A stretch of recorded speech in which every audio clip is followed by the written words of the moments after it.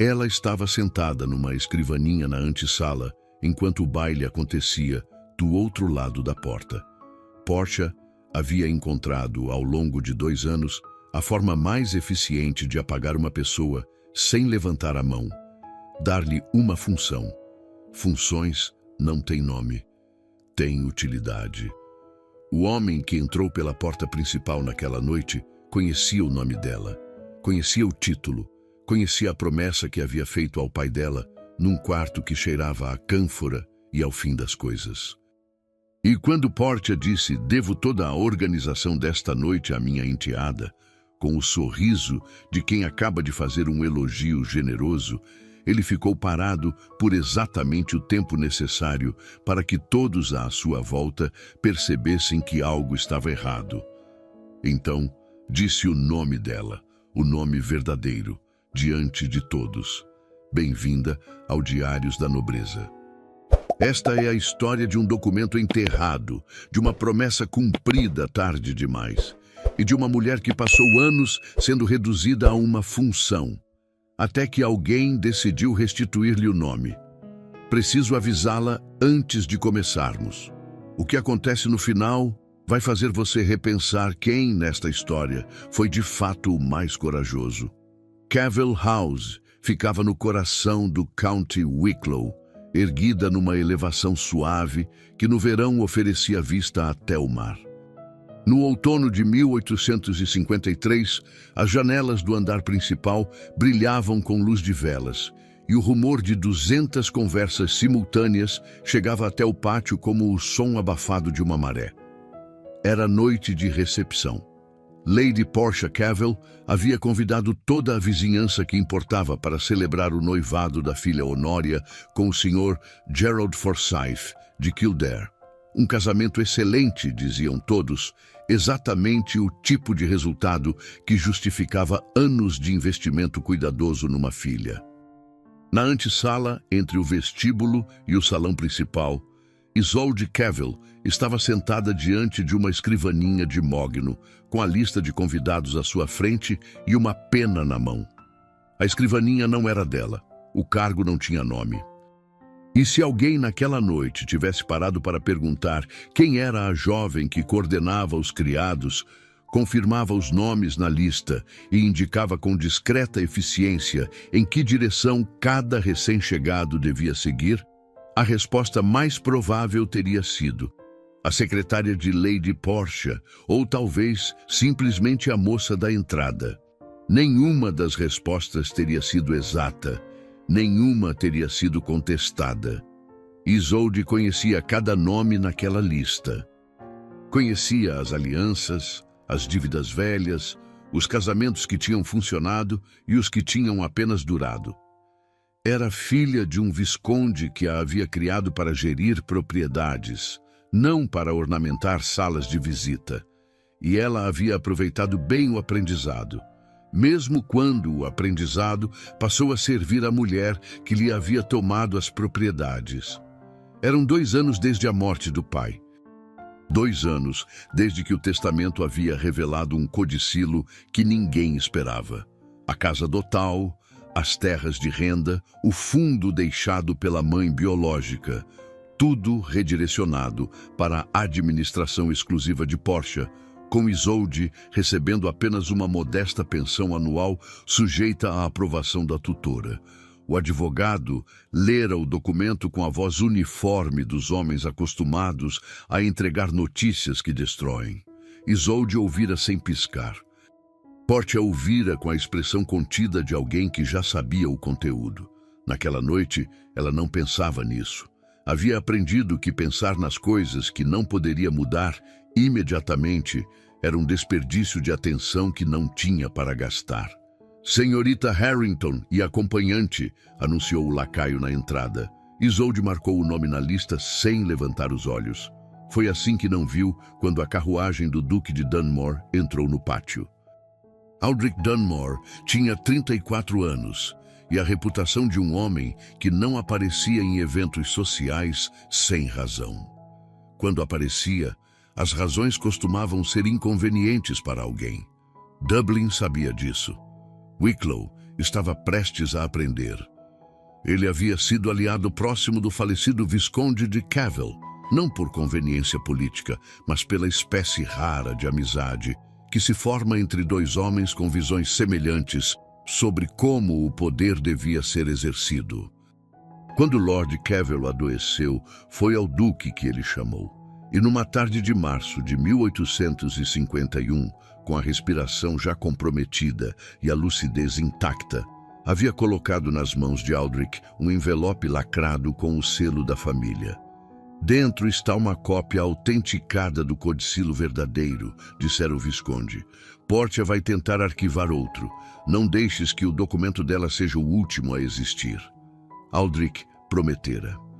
E Portia, que conhecia a extensão da aliança entre os dois homens, agira antes que ele pudesse cumprir a promessa. Um agente de arrendamento chamado Hargrove havia se apresentado ao Chancery Court de Dublin 6 meses depois com uma declaração. Afirmava ter testemunhado o Duque de Dunmore forjando a assinatura do falecido Visconde num contrato de arrendamento de terras. A acusação era específica, datada, corroborada por um segundo depoente que Hargrove trouxera consigo. Era também inteiramente fabricada, mas fabricada com suficiente cuidado para exigir 22 meses de processo, 3 advogados e uma quantia que teria financiado a reconstrução de metade das propriedades danificadas pela Grande Fome. O processo colapsou quando Hargrove recuou. Havia se enganado na data, disse. A memória o havia traído. Lamentava profundamente. O segundo depoente desapareceu de Dublin numa semana. O Duque saiu absolvido, sem que uma linha direta de responsabilidade chegasse jamais a Portia, que naquela época morava a 60 milhas de distância, em pleno luto pelo marido, e havia expressado em 2 cartas documentadas a sua consternação com a situação deplorável. A absolvição chegara em setembro de 1853. 6 semanas depois, Aldrich Dunmore entrou no pátio de Cavell House. Portia o viu atravessar o vestíbulo e foi ao seu encontro com a exatidão de uma mulher que nunca permitia que os imprevistos a encontrassem parada. Excelência. O sorriso era caloroso e não chegava mais fundo que a superfície dos dentes. Que honra inesperada! Devo confessar que não contávamos com sua presença esta noite. Não contavam, confirmou ele sem calor nem frieza, apenas com o registro neutro de quem registra um fato. Queria cumprimentar a senhorita Honória pelo noivado. Ah, como é gentil da sua parte. Portia virou-se ligeiramente, conduzindo-o com aquela habilidade específica de anfitriãs experientes que transformam o acompanhamento em gesto de cortesia. Aliás, permita-me apresentar a quem devo toda a organização desta noite. A minha enteada tem sido indispensável. Senhorita Isolde Cavell, disse o Duque. Não era uma repetição da apresentação. Era uma correção. Isolde ergueu os olhos da lista. Ele estava a 4 passos da escrivaninha. Mais alto do que ela recordava, mas tinha 12 anos na última vez que o vira, e a memória de infância tende a nivelar as proporções. Cabelos castanhos escuros, constituição de alguém habituado ao exterior mais do que aos salões, e uma qualidade de atenção que ela percebeu imediatamente, o tipo que não varre o ambiente em busca de algo mais interessante, mas se fixa no que encontrou e fica. Estava fixo nela. Nas 2 ou 3 conversas que aconteciam mais perto da entrada, o ritmo mudou. Cabeças se voltaram com a discreta inevitabilidade de quem percebe que algo de interesse está ocorrendo sem querer parecer que está prestando atenção. Filha do falecido Visconde de Cavell, continuou o Duque, com o mesmo tom, como se estivesse apenas completando uma informação incompleta. Herdeira de Cavell House. Uma pausa de exatamente o comprimento necessário. Conheci seu pai, senhorita Cavell. Era um homem de julgamento preciso. O sorriso de Portia não vacilou. Mas os dedos, cruzados diante dela, apertaram ligeiramente um no outro, detalhe que Isolde notou e arquivou. Excelência é muito gentil, disse Isolde. Sua voz saiu firme. Ela havia praticado ao longo de 2 anos a arte de não tremer quando importava.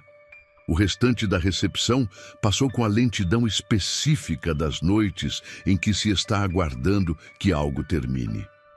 Honoria circulou pelo salão resplandecendo com a felicidade genuína de quem ainda não aprendeu a medir os custos das coisas. Gerald Forsyth, o noivo, era um homem agradável de modos diretos que parecia sinceramente encantado com a noiva, o que, na experiência de Isolde com os casamentos que Portia havia orquestrado ao redor delas, era uma raridade que merecia nota. Ela permaneceu na antessala até que o último convidado fosse recebido.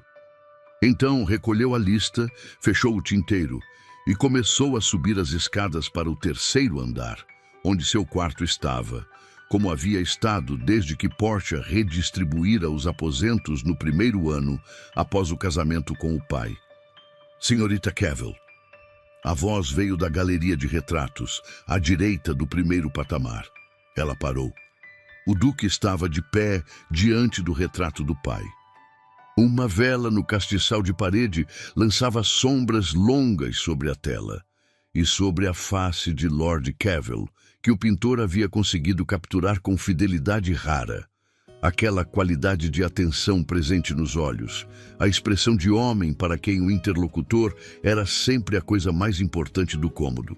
Estou surpresa que conheça o caminho até esta galeria, disse ela, parando no limiar. Estive nesta casa muitas vezes quando seu pai era vivo. Ele não se voltou imediatamente. Ficou olhando para o retrato por mais um momento, com algo na expressão que ela não soube nomear. Ele era o homem mais honesto que conheci, e eu falhei com ele. Isolde entrou na galeria. O senhor foi neutralizado, disse ela. Há uma diferença. Agora ele se voltou. A expressão mudou levemente. Não surpresa exatamente, mas o ajuste de alguém que recebeu uma resposta diferente da que esperava. Você sabe do processo. Li a absolvição no Dublin Evening Post, em agosto. Estava sozinha, sem ninguém para comentar, de modo que fiz o que se faz com as informações que chegam tarde demais. Guardei e continuei. Uma pausa. 22 meses, disse ele. Cada semana desse processo eu sabia o que estava acontecendo aqui. E não encontrei forma de agir antes da absolvição sem dar a Portia exatamente o que ela precisava para destruir qualquer prova antes que eu chegasse ao tribunal. Eu sei. A voz de Isolde era quieta, sem absolvição e sem acusação. Apenas o reconhecimento de quem havia chegado às mesmas conclusões a sós, noite a noite, ao longo de muito tempo. O senhor veio para cá esta noite com alguma coisa. Não foi apenas para cumprimentar Honória. Ele tirou algo do bolso interno do casaco, um envelope lacrado com cera escura. A letra no verso era inconfundível, inclinada ligeiramente para a direita, como sempre havia sido. A letra do pai. Ele me pediu para guardar até que eu pudesse entregar em segurança, disse o duque. Esta noite é a primeira vez que consigo fazer isso. Isolde tomou o envelope. Quebrou o lacre. A cera cedeu com um estalo que ecoou na galeria. Leu devagar. A vela projetava luz suficiente. Fora isso, a galeria era silenciosa. Minha queridíssima Isolde, se esta carta chegou até você, Dunmore finalmente cumpriu sua palavra. Perdoe a demora. Perdoe-me por não ter conseguido protegê-la melhor no tempo que me restou. O codicilo verdadeiro existe. A casa dotal é sua.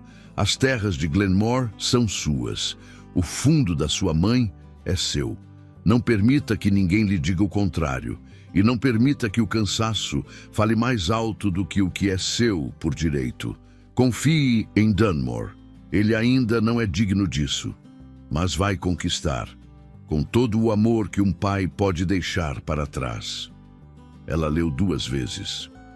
Dobrou a carta com atenção e a manteve entre os dedos.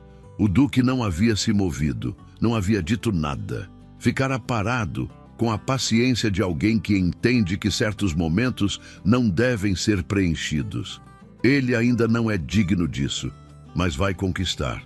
Ela repetiu, sem erguer os olhos da carta. Meu pai era um homem de julgamento preciso. Era.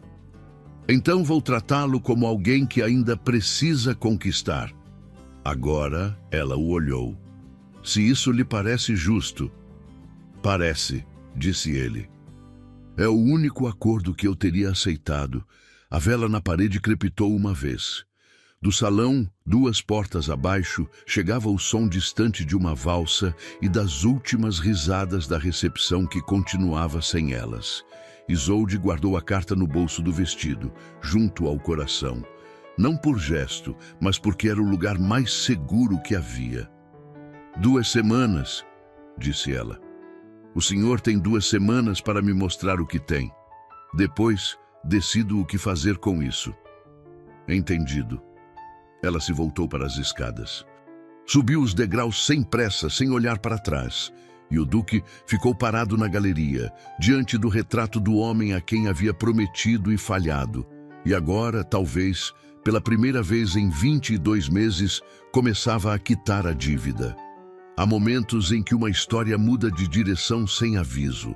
Não com um estrondo, com a quebra quieta de um lacre de cera numa galeria escura. Com uma carta que sobreviveu ao homem que a escreveu. Com 2 pessoas que ainda não sabem, mas que acabam de dar o primeiro passo em direção a algo que nenhuma das 2 tinha no plano para aquela noite. Mas a noite ainda não tinha terminado. E Portia, no salão 2 andares abaixo, havia notado o tempo que o Duque passara fora da vista dos convidados. E Portia, acima de tudo, nunca deixava passar o que notava. Lady Morrow vivia na Merrion Square, desde que enviuvara havia 15 anos, e havia desenvolvido desde então a qualidade específica de inteligência que só se cultiva quando se tem muito tempo para observar e muito bom senso para não comentar tudo o que se observa. Era a tia do Duque pelo lado paterno, uma mulher de 62 anos com cabelos brancos cortados com elegância, um humor seco como xerez envelhecido e a convicção inabalável de que a maioria dos problemas do mundo poderia ser resolvida com uma boa biblioteca e a disposição para usar o que se lê. Ela recebeu Isolde sem comentário sobre as circunstâncias da situação. Uma jovem de posição estabelecida, saindo da casa da tutora legal para se hospedar na residência de uma senhora a quem mal conhecia, com o objetivo de colaborar com uma investigação conduzida pelo sobrinho da anfitriã sobre fraudes documentais, havia material suficiente ali para ocupar os salões de Dublin por uma temporada inteira. Lady Morrow serviu o chá, mostrou o quarto e disse apenas: a biblioteca fica à esquerda. O Aldrich chega às 8. Bom descanso. O quarto ficava no 2º andar, voltado para o jardim da praça. Isolde desdobrou a mala, pendurou os 2 vestidos que havia trazido e ficou um momento parada à janela, observando as árvores despidas de outubro, balançando sob o vento de Dublin. Em Cavell House, Portia estava naquele momento fazendo o que sempre fazia quando havia variáveis fora do seu controle, avaliando, calculando, decidindo qual peça mover primeiro. Isolde afastou-se da janela e foi dormir. O trabalho começou na manhã seguinte. A biblioteca de Lady Morrow tinha 3 janelas voltadas para o jardim da praça e prateleiras que subiam até o teto. O tipo de cômodo que Isolde havia habitado em sonhos durante os 2 anos em que Portia fora retirando os livros do pai de Cavell House, um por um, substituindo-os por prateleiras de porcelana decorativa e volumes encadernados em couro que ninguém havia lido. Aldrich chegou às 7:55. Pontualidade, ela viria a descobrir, era com ele um valor moral, não um hábito social. trouxe uma pasta de couro contendo o codicilo original, a cópia autenticada que Lord Cavell lhe havia entregado no leito de morte. Registros do cartório onde o documento fraudulento havia sido arquivado e uma lista de nomes ligados à falsificação. No topo da lista, circulado 2 vezes a lápis, Fenwick, ex-assistente do solicitador responsável pelo documento de Portia. Fenwick está em Cork, disse Aldrich, abrindo a pasta sobre a mesa. Ou estava, há 3 semanas. O advogado está tentando localizá-lo. Por que ele importa mais do que os outros da lista? Porque ele redigiu o codicilo fraudulento com as próprias mãos e porque guardou o rascunho original com as emendas do solicitador anotadas à margem. Ele colocou uma folha diante dela. Meu advogado soube disso por um ex-criado de Portia, que foi dispensado no ano passado sem referências e guardou rancor suficiente para falar. Isolde examinou a folha. Era uma transcrição do que o ex-criado havia dito, datada e assinada. Leu 2 vezes.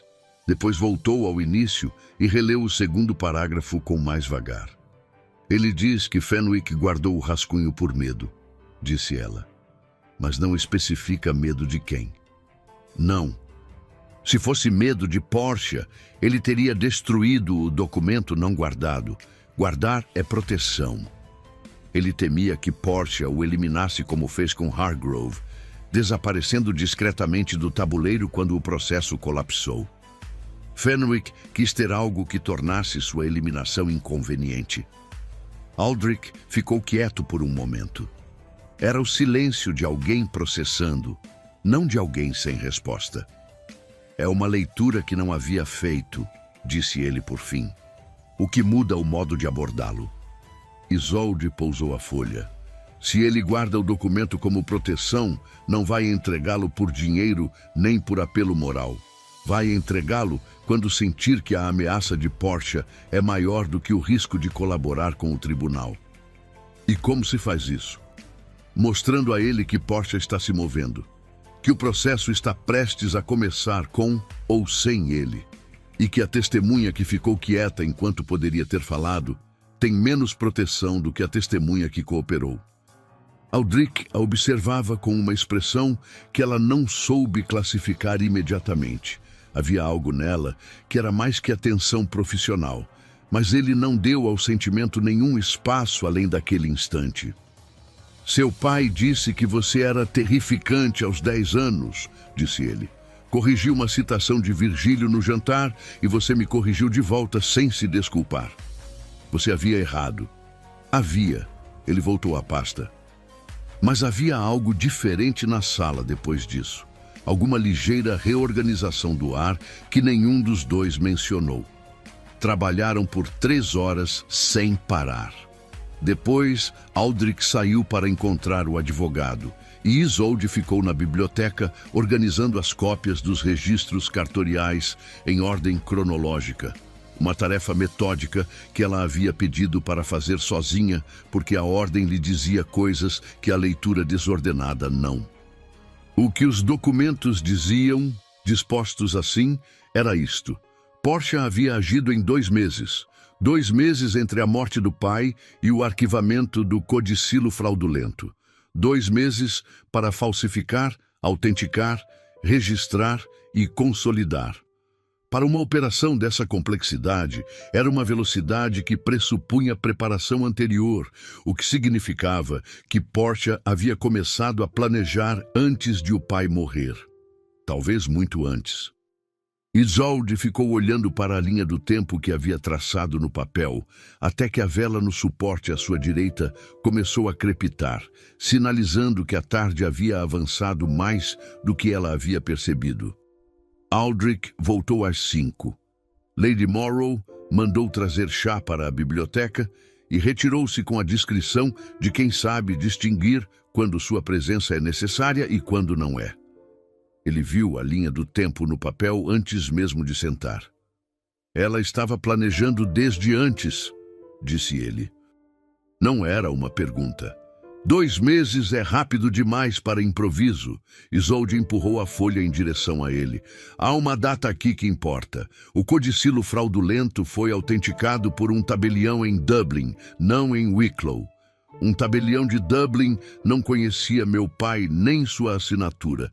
Para Portia, era mais seguro usar alguém sem histórico com a família. O nome do tabelião está nos registros do cartório. Podemos verificar se tinha ligação prévia com o solicitador de Portia. Já verifiquei. Ela tirou uma folha da pilha à sua esquerda. Eram da mesma paróquia em Rathmines. Batizaram os filhos com diferença de 3 semanas no mesmo ano. Aldrich tomou a folha.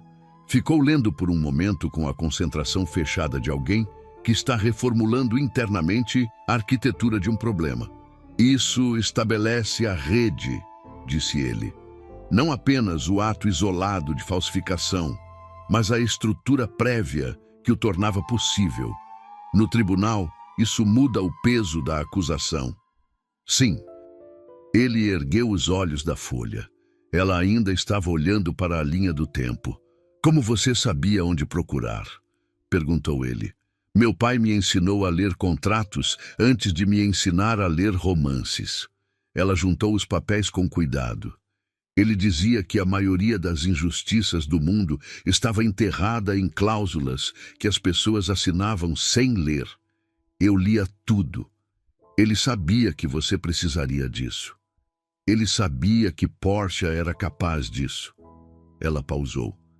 Não sei se sabia a extensão, mas sabia o suficiente para me ensinar a me defender com o único instrumento que ela não poderia confiscar. O fogo na lareira crepitou. Fora da janela, Dublin havia escurecido sem que nenhum dos dois percebesse a transição. Foi na 12ª noite que a conversa chegou ao lugar que ambos haviam estado contornando desde o início. Aldrich havia voltado tarde do cartório com a informação de que Fenwick havia se mudado de Cork para Waterford, rastreável, mas requerendo mais tempo. Isolde estava relendo os depoimentos quando ele entrou na biblioteca e ficou parado na entrada com a expressão de alguém carregando algo que não coube nos ombros o dia inteiro.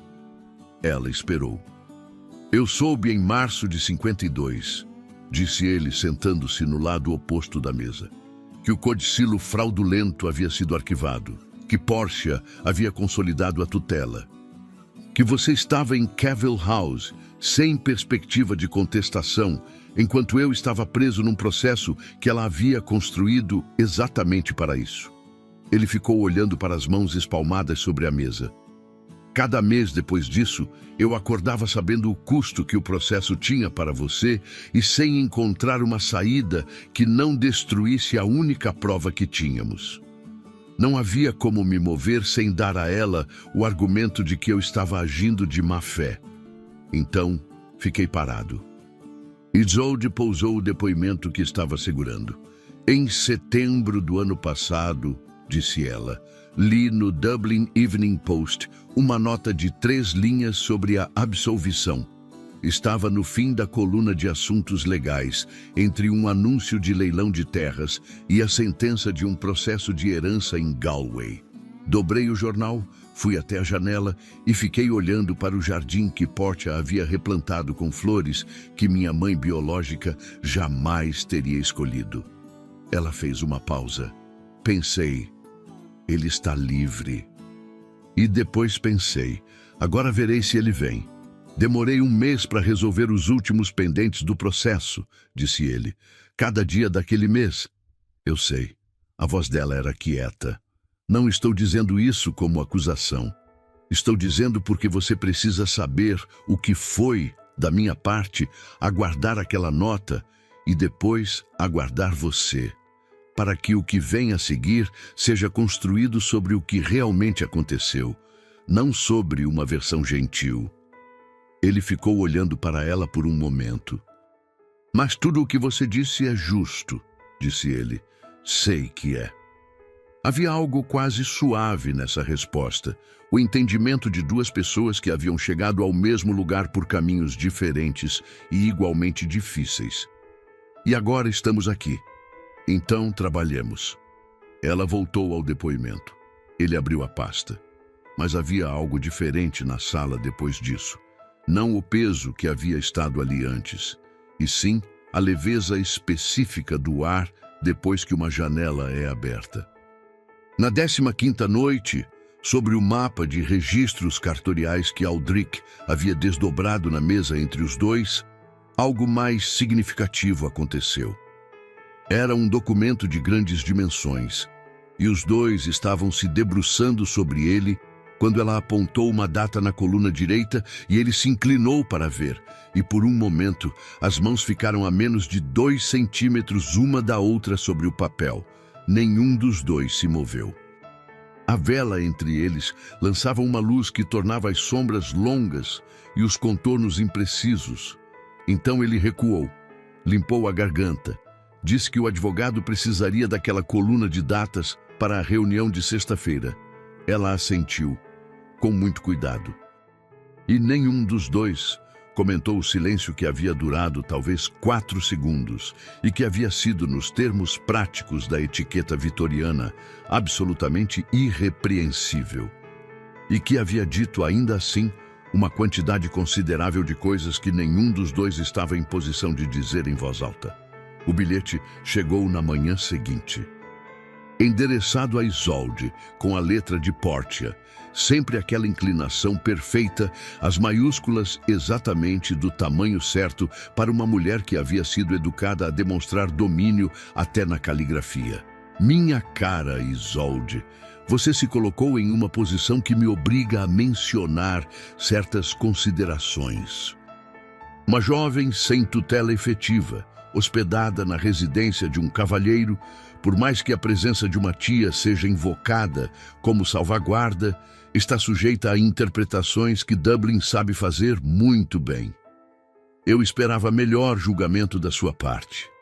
O nome que você carrega é também o meu e tenho a obrigação de protegê-lo, mesmo quando você não demonstra o mesmo cuidado. Espero que reflita sobre o que está arriscando. Não apenas para si mesma, mas para a investigação que, segundo entendo, depende da sua credibilidade como parte interessada. A ameaça estava ali, velada com a precisão cirúrgica de uma mulher que nunca deixava nada registrado de modo inequívoco. Mas era absolutamente clara. Se Portia espalhasse pelos círculos certos a versão da hospedagem inadequada, Isolde perderia toda a credibilidade como testemunha. E sem Isolde como parte legítima, o processo no Chancery Court perderia seu fundamento principal. Ela dobrou o bilhete, ficou olhando para a janela da Marion Square por um momento. Depois desceu para a biblioteca, onde Aldrich já estava, e colocou o bilhete sobre a mesa diante dele sem dizer nada. Ele leu, releu, pousou o papel. Ela está com medo, disse ele. Ela está se movendo, corrigiu Isolde. Há uma diferença. Medo paralisa. Portia nunca paralisa. Ele ergueu os olhos. Havia algo neles, não alarme, mas a concentração fechada de alguém que reconhece que o jogo mudou de fase. Fenwick precisa ser encontrado antes que ela chegue a ele, disse ele. Sim. Isolde sentou-se, puxou a pasta dos depoimentos e abriu no registro mais recente. Então trabalhem mais rápido, e trabalhou. O advogado encontrou Fenwick não em Waterford, onde o rastreamento havia chegado na semana anterior, mas numa pensão em Bray, a menos de 20 milhas de Dublin, o que sugeria que o homem havia estado se movendo em direção à cidade sem coragem suficiente para entrar nela. Era velho, com 70 e poucos anos e mãos que tremiam ao segurar qualquer coisa por mais de um minuto. Quando o advogado pronunciou o nome de Portia Cavell, Fenwick ficou tão quieto que por um momento pareceu ter parado de respirar. Aldrich foi a Bray na tarde daquele mesmo dia. Voltou ao anoitecer com o rascunho original do codicilo fraudulento. 7 folhas em letra do próprio Fenwick, com emendas anotadas à margem pelo solicitador. A letra das emendas era inconfundível para qualquer perito em documentos. E no rodapé da última página, a data: 16 dias após a morte de Lord Cavell. 16 dias. Portia havia esperado 16 dias. Isolde tomou as folhas nas mãos e as examinou à luz da vela, uma por uma, sem pressa. Havia algo perturbador na materialidade daquele documento. Não o conteúdo, que ela já conhecia pelos relatos, mas a letra. A letra do solicitador nas emendas era pequena, inclinada, pragmática. A letra de um homem que havia feito aquilo como se fosse mais um trabalho numa tarde qualquer. "Fenwick vai testemunhar?" perguntou ela sem erguer os olhos. Vai." Aldrich sentou-se diante dela. Quando lhe mostrei que Portia havia tentado localizar seu endereço na semana passada, ficou claro para ele que o silêncio deixou de ser proteção. "Você utilizou o que eu disse sobre a abordagem." "Utilizei." Ela pousou as folhas com cuidado, como se ainda fossem frágeis, apesar de tudo o que já haviam sobrevivido. "Então temos o codicilo verdadeiro, temos o rascunho fraudulento com emendas documentadas, temos a rede entre o solicitador e o tabelião de Dublin e temos uma testemunha que assinou o documento com as próprias mãos." Ela olhou para ele. "É suficiente para o Chancery Court?" "Segundo o advogado, é mais do que suficiente." A biblioteca ficou quieta por um momento.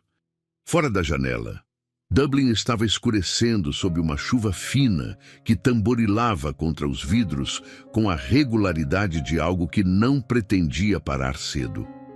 Havia um peso específico naquele silêncio, o peso de uma coisa que finalmente tem fundação suficiente para se sustentar. Isolde reconheceu-o. Era o mesmo que sentia quando um argumento, trabalhado por dias, encaixava na última peça e se tornava completo. "Meu pai teria gostado de você", disse ela. Não era um elogio. Era uma observação, o tipo que se faz quando se pensa em voz alta sem calcular o efeito. Ela percebeu isso logo depois de dizer e não recuou. Retratar palavras verdadeiras era um hábito de pessoas que tinham medo do próprio julgamento, e ela havia decidido há muito tempo não ser uma delas. Aldrich não respondeu imediatamente. Quando falou, a voz estava mais baixa do que o habitual. "Ele gostava de mim. Era eu quem não estava à altura. Estava à altura suficiente para que ele confiasse isto a você." Ela apontou para as folhas sobre a mesa. "Ele não confiou a mais ninguém." A notícia do Dublin Castle chegou na manhã de quinta-feira, trazida por Lady Morrow, com a expressão específica de quem preferia não ser a portadora, mas reconhecia que atrasar a informação seria pior do que entregá-la. Lady Everard, uma das frequentadoras mais assíduas dos saraus do Castle, e detentora de uma memória para conversas que rivalizava com o arquivo do cartório, havia mencionado na noite anterior que a enteada do falecido Visconde de Cavell estava hospedada na Merrion Square havia semanas e que a presença de Lady Morrow como salvaguarda, por mais respeitável que fosse a senhora, não alterava a natureza irregular do arranjo. Afinal, o sobrinho de Lady Morrow era o Duque de Dunmore. E o Duque de Dunmore era um homem de 34 anos. E a aritmética daquele arranjo, dizia Lady Everard, com um sorriso de arquivista, era autoevidente para qualquer pessoa de bom julgamento. Lady Morrow terminou o relato, tomou um gole de chá e disse: "Lady Everard não chegou a essa conclusão sozinha. A frase, a aritmética daquele arranjo, não é vocabulário dela. É vocabulário de Portia", disse Isolde. "É." Aldrich estava de pé junto à janela, de costas para as duas. Havia ficado assim durante todo o relato de Lady Morrow, quieto, com a atenção voltada para fora, como se a chuva tivesse algo de relevante a dizer. "Quanto tempo temos antes que isso chegue ao advogado?" perguntou ele sem se virar. Se chegou ao Dublin Castle na quarta-feira à noite, disse Lady Morrow, chegará ao Inns of Court na segunda-feira pela manhã, no máximo.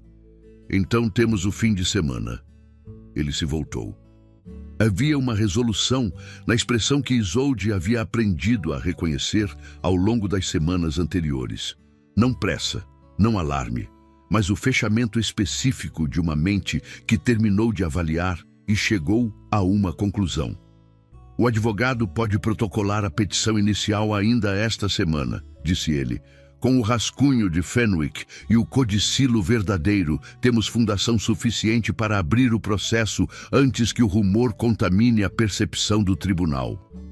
Uma vez protocolado, qualquer tentativa de Portia de atacar a credibilidade de Isolde vai parecer exatamente o que é: uma manobra defensiva. Ela vai atacar assim mesmo, disse Isolde. Vai, mas num tribunal que já tem as provas na mesa, isso pesa contra ela, não contra você. Lady Morrow pousou a xícara. Vou verificar se a correspondência chegou, disse ela, levantando-se com a fluidez discreta de quem sabe quando uma sala precisa de menos pessoas. Ficaram sozinhos. A chuva havia intensificado. A biblioteca estava aquecida pelo fogo na lareira e a luz das velas lançava uma claridade que tornava tudo um pouco mais próximo do que era durante o dia. As prateleiras, a mesa, a distância entre os dois lados da mesa. Ela foi ao Dublin Castle porque Fenwick foi encontrado, disse Isolde. Não sabe que ele concordou em testemunhar, mas sabe que estamos nos aproximando e este foi o movimento disponível. Sim, funcionou da última vez. A acusação contra o senhor funcionou porque o senhor não pôde agir sem destruir as provas. Desta vez, a situação é inversa. As provas já estão asseguradas. Ela está repetindo uma jogada que não tem o mesmo tabuleiro. Você percebeu isso antes de mim. Tenho menos coisas na cabeça do que o senhor neste momento. Ele ficou olhando para ela por um momento. Havia algo diferente naquele olhar. Não a atenção profissional que ela havia aprendido a reconhecer nas semanas anteriores, mas algo abaixo dela, ou talvez atrás, que ele não estava fazendo nenhum esforço visível para conter, apenas para não nomear. Isolde. Era a primeira vez que ele usava o nome sem o título. Ela notou. Ele também notou que ela havia notado. O que quer que aconteça no tribunal, disse ele com a precisão de quem pesa cada palavra antes de soltá-la. Quero que saiba que não é o codicilo. Não é a promessa ao seu pai, ainda que a honre com tudo o que tenho.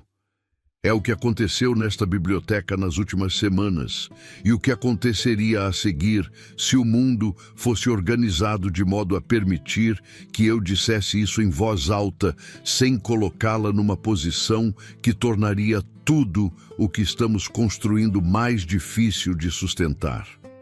Ela o escutou até o fim. Era o tipo de fala que merecia isso. O mundo não está organizado desse modo, disse ela. Não, mas o senhor disse assim mesmo. Disse. Ela ficou olhando para as mãos sobre a mesa por um momento. Então ergueu os olhos. 2 anos atrás, disse ela, quando li a nota da absolvição no jornal e fui até a janela olhar para o jardim que Portia havia replantado, pensei em muitas coisas. Pensei no processo, no codicilo, no que viria a seguir. Ela pausou. E pensei no senhor, não como uma variável jurídica, como uma pessoa que havia estado do outro lado daqueles 22 meses carregando um peso que eu entendia, porque estava carregando metade dele. Não sabia o que fazer com isso. Ainda não sei, inteiramente, mas sei que é verdadeiro. O fogo na lareira fez um som baixo. A chuva continuava nos vidros. Ele estendeu a mão sobre a mesa. O gesto de alguém que oferece sem impor. Ela pousou a mão sobre a dele. 4 segundos, talvez 5. Então a porta da biblioteca abriu. Lady Morrow entrou com uma expressão de quem verificou se havia correspondência, não havia, e voltou mais depressa do que pretendia, porque a chuva havia chegado pela janela do corredor. Ela viu a posição das mãos sobre a mesa, não fez nenhum comentário, e foi diretamente até a janela fechar o ferrolho. Isolde retirou a mão. Aldrich ficou com a palma aberta sobre a mesa por um segundo antes de fechá-la devagar. A correspondência, disse Lady Morrow, virando-se com a serenidade de uma mulher que havia decidido não ver nada de particular na cena. Nenhuma para você, Aldrich. Para a senhorita Cavell, há um bilhete de Cavell House. Isolde tomou o bilhete. Reconheceu a letra antes mesmo de abrir. Mas desta vez, não era a letra de Portia. Era a letra de Honoria. O bilhete de Honoria tinha 2 frases. Estava escrito com pressa, como quem não queria ser encontrado escrevendo. Preciso falar com você. Encontrei algo na escrivaninha de mamãe que não era para ser encontrado. Não sei o que fazer. Isolde dobrou o papel, guardou no bolso. Quando ergueu os olhos, Aldrich estava olhando para ela. Honoria encontrou alguma coisa, disse ela. Na manhã seguinte, Portia chegou a Merrion Square. Não mandou bilhete, não anunciou a visita. Desceu da carruagem com compostura, tal qual uma mulher que não precisa de anúncio, porque o que está fazendo tem respaldo num tribunal, e entrou na casa de Lady Morrow com um documento na mão, uma intimação assinada por um solicitador de Dublin. O documento exigia o retorno imediato de Isolde a Cavell House, com base na cláusula mais infame que Portia havia incluído no codicilo fraudulento, a extensão anômala da tutela legal sobre a enteada até que ela completasse 25 anos. Faltavam 3 meses. Isolde leu o documento no vestíbulo, com Portia de pé à sua frente e Aldrich a 2 passos atrás, e Lady Morrow na entrada da sala de visitas observando em silêncio. O documento era correto, a autoridade era real, e contestá-lo levaria tempo que não havia.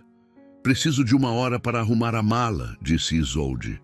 20 minutos, disse Portia. Ela subiu as escadas. Arrumou a mala em 18 minutos, porque havia aprendido a não gastar mais tempo do que o necessário em coisas que não podiam ser mudadas. Quando desceu, Aldrich estava esperando no patamar. 3 meses, disse ela baixo o suficiente para que apenas ele ouvisse.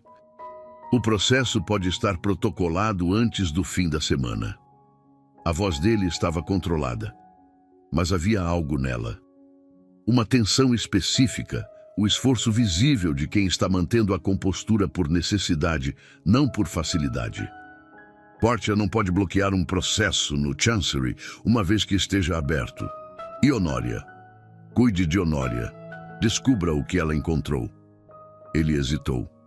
E saiba que o que disse ontem à noite não mudou com este documento. Ela o olhou por um momento. Eu sei, disse ela. Desceu os últimos degraus, saiu pela porta da frente e entrou na carruagem de Portia. A carruagem partiu pela Merrion Square em direção a Wicklow. E Aldrich ficou na porta de Lady Morrow, observando até que a carruagem dobrou a esquina e desapareceu, levando consigo a pessoa pela qual havia esperado 2 anos e que havia partido de novo, desta vez por 3 meses, num movimento que Portia havia calculado para ser o último que precisava dar. Mas Honoria havia encontrado algo na escrivaninha. E Portia, na sua precisão meticulosa, havia esquecido que os documentos mais perigosos não são os que alguém esconde. São os que alguém guarda com tanta confiança que nem se preocupa em trancar. Honoria bateu na porta do quarto de Isolde na primeira noite depois do retorno. Entrou sem esperar resposta, o que para uma mulher educada na etiqueta de Portia era em si um sinal de que algo havia quebrado internamente. Estava com os cabelos ainda arrumados do jantar, mas os olhos tinham o aspecto de quem esteve chorando sem querer admitir. Trazia uma carta. Encontrei na gaveta inferior da escrivaninha do escritório, disse ela, pousando o envelope sobre a cama. Atrás de uma pasta de contas do ano passado. Não estava procurando por nada. Estava arrumando os papéis depois que mamãe foi a Dublin na semana passada. E estava lá. Isolde tomou o envelope. O papel era bom. O tipo que Portia usava apenas para correspondência que considerava importante. O endereçamento era para o solicitador, sem data impressa. Mas havia uma referência interna ao testamento do Visconde de Cavell, datada de fevereiro de 1851, um mês antes da morte do pai. A carta instruía o solicitador a preparar um codicilo alternativo para ser apresentado imediatamente após o falecimento, antes que qualquer outra parte pudesse contestar o espólio. Descrevia os termos com precisão. Mencionava o tabelião de Rathmines pelo nome e continha no segundo parágrafo uma frase que era em si suficiente para um tribunal. Em antecipação ao evento, que os médicos estimam não dever tardar. Portia havia começado a planejar enquanto o pai ainda estava vivo, enquanto havia esperança de recuperação. Havia planejado como quem planeja o inevitável, sem aguardar o luto, sem aguardar o fim. Isolde pousou a carta sobre o colo. Você sabe o que isto significa, disse ela. Sei. Honória sentou-se na beira da cama. Ficou olhando para as próprias mãos por um momento. Significa que ela planejou antes, que não foi uma decisão tomada no desespero depois. Era premeditado. Sim. E significa que eu preciso entregar isto ao tribunal. Honória, não tente me poupar. A voz de Honória era quieta, mas havia uma firmeza nela que Isolde não havia ouvido antes. A firmeza de alguém que chegou a uma conclusão difícil e não pretende ser dissuadido dela. Eu sei o que é. E sei o que significa entregá-lo. Ela é minha mãe, Isolde. Por mais que o que ela fez seja o que é. Ficaram em silêncio por um momento. Ninguém pode fazer esta escolha por você, disse Isolde. Eu sei. Honoria ergueu os olhos. É por isso que vim falar com você antes de decidir, para que ficasse claro que é uma decisão, que não estou sendo coagida nem manipulada, que estou escolhendo. E está escolhendo? Estou. Porque se não escolher, vou carregar isto pelo resto da vida. E porque você é minha irmã, e o que foi feito a você foi feito enquanto eu recebi as coisas que deveriam ter sido suas também. Isolde ficou olhando para a irmã por um momento. Depois estendeu a mão e a segurou pelo pulso. Não com a força de quem ampara, mas com a firmeza de quem reconhece. Então vamos ao tribunal juntas, disse ela. O processo foi protocolado no Chancery Court de Dublin na sexta-feira. A petição listava 4 provas materiais: o codicilo verdadeiro, o rascunho fraudulento com as emendas do solicitador, a carta de Portia ao solicitador datada de fevereiro de 1851 e o testemunho de Fenwick. O tribunal marcou a audiência para a segunda semana de novembro. Portia contratou 2 advogados. Eram bons, não eram suficientes. Na audiência, Fenwick depôs durante 2 horas com a voz trêmula e a precisão de alguém que havia esperado tempo demais para dizer o que sabia. O perito em documentos confirmou que a letra das emendas no rascunho era do mesmo punho que os outros papéis do solicitador em cartório. O tabelião de Rathmines, confrontado com os nomes e as datas, confirmou que havia se correspondido com o solicitador antes da morte do Visconde. E Honoria subiu ao banco de testemunhas e entregou a carta.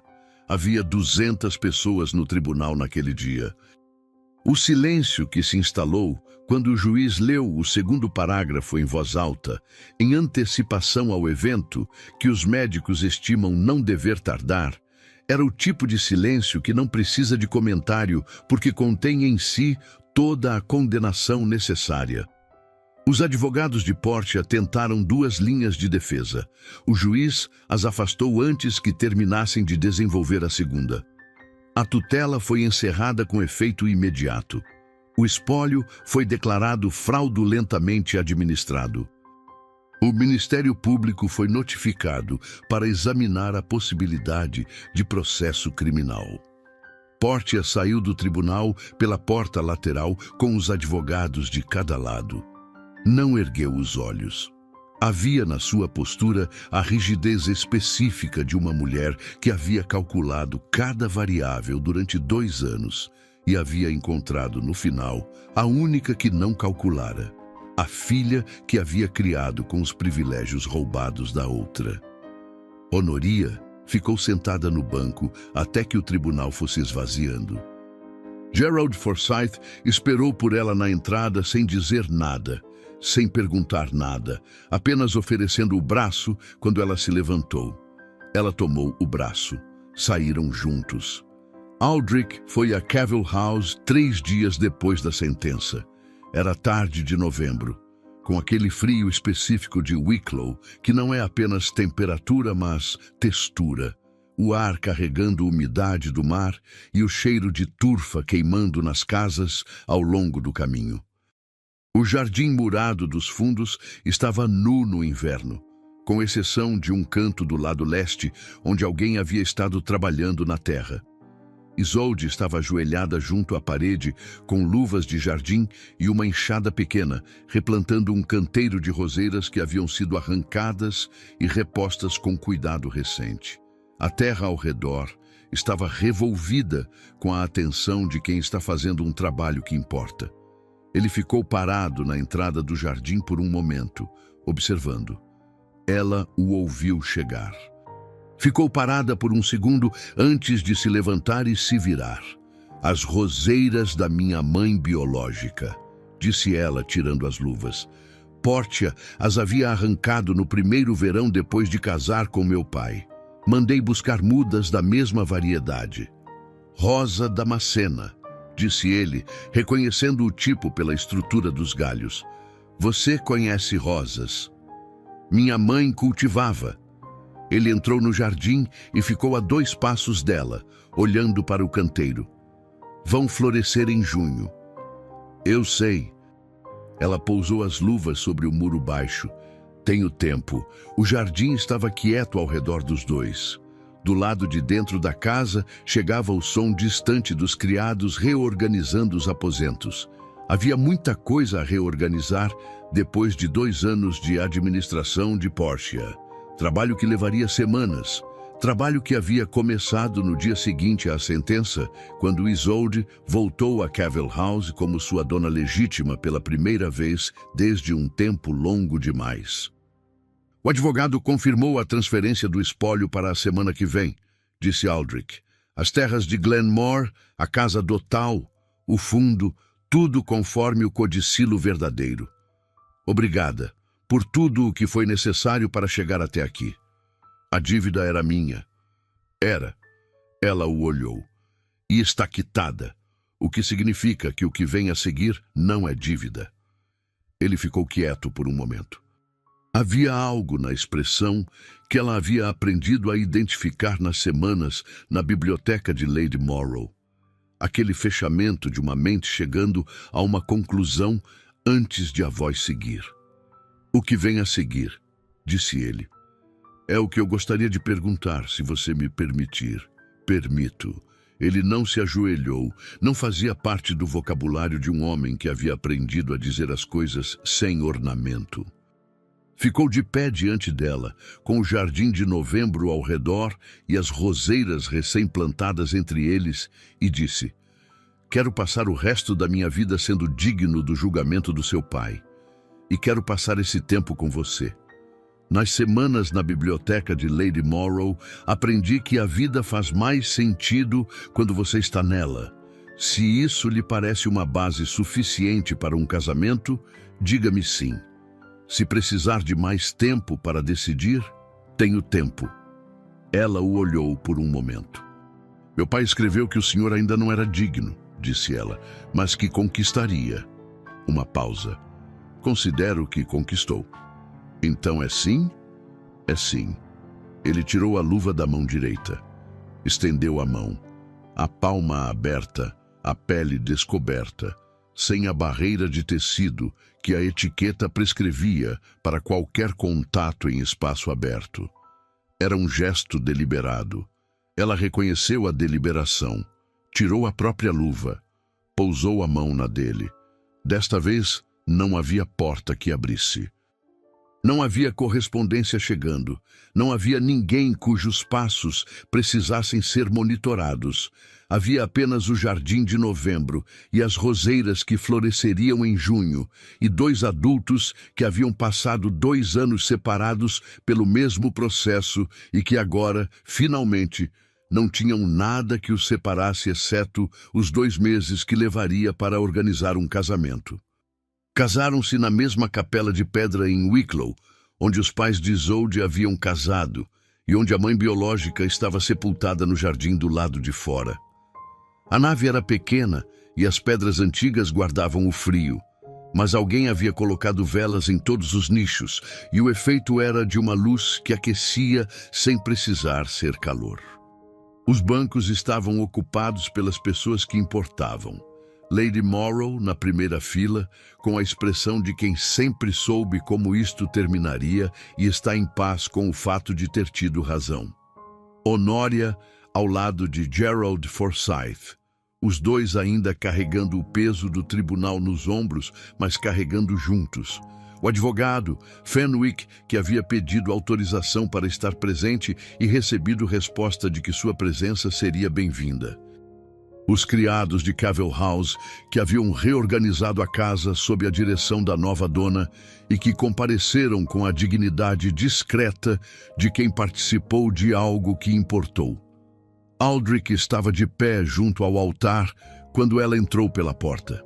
Isolde havia escolhido um vestido cor de creme, a tonalidade do marfim antigo, a cor de algo que tem valor pelo que é, não pela aparência que tenta ter.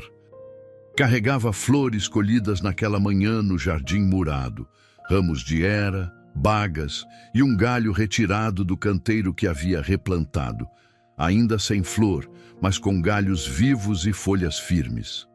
A roseira que floresceria em junho. Não havia ninguém para lhe dar o braço na nave. Havia pensado nisso com antecedência e havia decidido que preferia assim.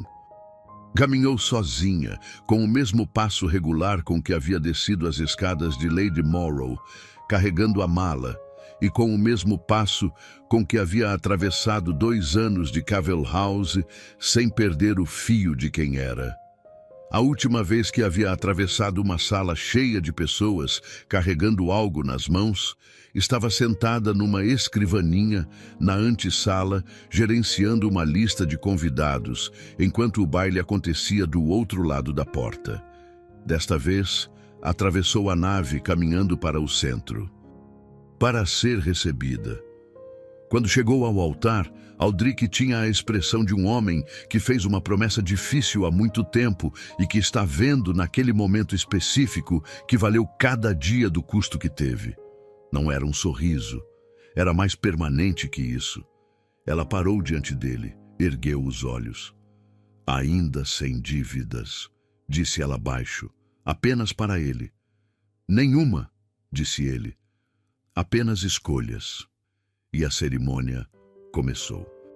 Às vezes, o que é nosso por direito não chega pelas mãos de quem deveria entregá-lo. Às vezes, chega tarde, pela mão de alguém que falhou primeiro e precisou conquistar o direito de cumprir a promessa. E às vezes, a pessoa que foi reduzida a uma função, gerenciando listas, ocupando o espaço que lhe restou, sendo útil enquanto o baile acontecia do outro lado da porta, é exatamente aquela que caminha até o centro da sala e recebe o que sempre foi seu, com as mãos firmes e os olhos abertos. Se esta história chegou até você, deixe o seu like como registro nos Diários da Nobreza. E se ainda não se inscreveu, este é o seu convite.